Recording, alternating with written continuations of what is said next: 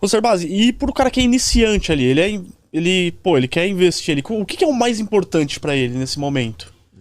O cara que é iniciante, ele já tem um dinheirinho, já tem a reserva dele ali, ele vai querer investir agora. O que você indicaria como planejador pra ele? Bom, erro que a pessoa não pode cometer é de buscar ativo e rentabilidade. Sim. Cara, tá todo mundo ganhando dinheiro com cripto, daqui a pouco todo mundo ganha dinheiro com fundo imobiliário, todo mundo tá ganhando dinheiro com ações, né? O governo, o ano que vem, né, pós-eleição, não importa quem for eleito, tende a ser um ano bem mais interessante que esse, menos volátil, crescimento, o dinheiro tem que circular na economia no pós-eleitoral, né? Por melhores que sejam as oportunidades, a tendência é que quem está começando vá perder dinheiro. Estamos conversando aqui no TubaCast. Né? O tubarão sempre vai precisar de sardinha para fazer lucro. Então, normalmente, o iniciante é a sardinha. É aquele que dá volume, principalmente nos mercados de maior risco. Então, como que o iniciante se defende disso? De duas formas. Ou investindo de forma mais conservadora, ou com muito mais conhecimento.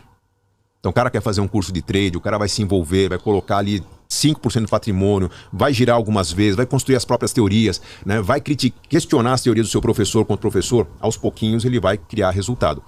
O cara que já entra transformando 1.000 em 10.000, 10.000 em 100.000 e começa a se empolgar e trazer a família, ele vai quebrar ele e a família junto.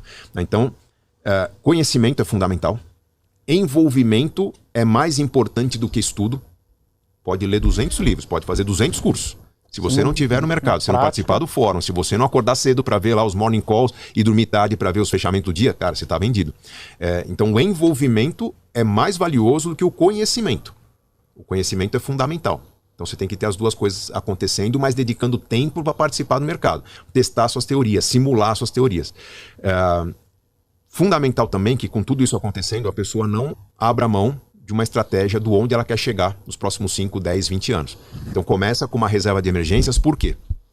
Tem muito jovem que fala, caramba, cara, eu tô vendo tanta coisa bombando, você me convida para renda fixa. Hoje tá até fácil falar de renda fixa. Fácil, mas um ano atrás... Um ano e meio atrás, Selic a 2% ao ano. Cara, mas do renda fixa?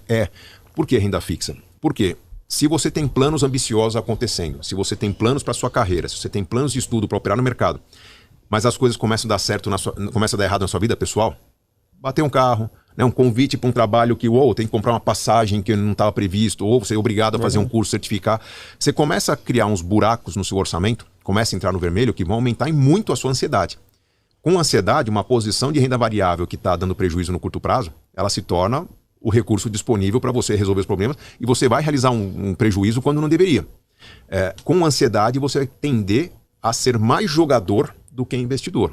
Você vai tender a dobrar os lances quando começar a perder e você vai entrar numa noia de perdas que talvez não tenha reversão. Então, qual que é a estratégia fundamental? Reserva de emergências. Pelo menos 2, 3 meses do seu consumo tem que estar em renda fixa, liquidez imediata, resgate a qualquer momento, com ganho previsível para, diante das incertezas da vida, você poder acomodar um outro gasto não previsto. Formou a reserva? Segundo passo. Estratégia de longuíssimo prazo. Se tudo der errado na sua vida, de onde você vai viver?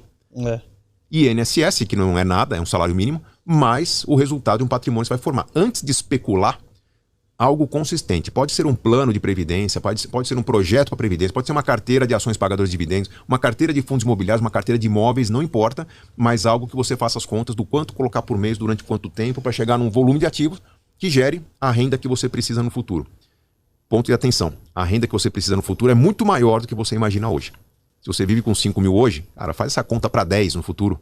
Porque ser velho, num país em que a maioria das pessoas vai ser velha, para você viver bem, turismo, lazer, cuidados pessoais, boa alimentação, você vai precisar gastar bem mais do que você gasta hoje.